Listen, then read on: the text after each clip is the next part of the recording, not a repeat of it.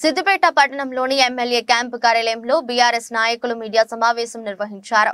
Medak parliament సభ్యునిగా మాజీ IAS MLC వెంకట్రామరెడ్డికి BRS party Medak parliament ticket కేటాయించినందుకు సిద్దిపేట బీఆర్ఎస్ నాయకులు హర్షం వ్యక్తం చేశారు. కాంగ్రెస్ పార్టీ ఇచ్చిన హామీలను అమలు చేయలేదని బీఆర్ఎస్ నాయకులు మచ్చ వేణుగోపాల్ రెడ్డి విమర్శించారు.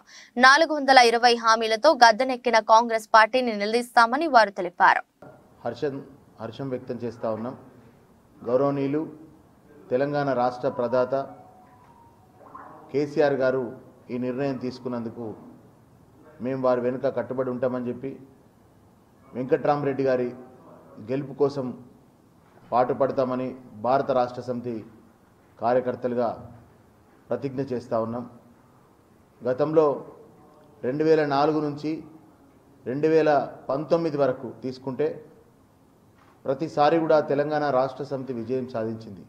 ఒకే ఒక్కసారి 2004లో పొత్తులో భాగంగా అప్పుడు సిద్దిపేట నియోజకవర్గంగా ఉండేది, మెదక్ పార్లమెంటు నియోజకవర్గం.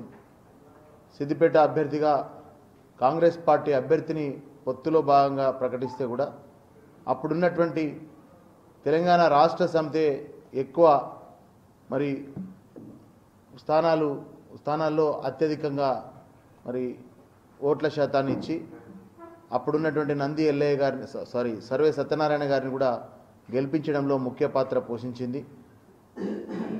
కాబట్టి మెదక్ పార్లమెంటు నియోజకవర్గం అంటే భారత రాష్ట్ర సమితికి, కేసీఆర్ గారికి, హరీష్ రావు గారికి పట్టున్నటువంటి మరి వారి వెంట నడిచేటువంటి నియోజకవర్గం. కాబట్టి తప్పకుండా మెదక్ పార్లమెంటు స్థానంలో విజయం సాధిస్తామని చెప్పి ఈ సందర్భంగా తెలియజేస్తా ఉన్నాం. వెంకట్రామరెడ్డి గారికి కూడా అపారమైనటువంటి అనుభవం ఉంది.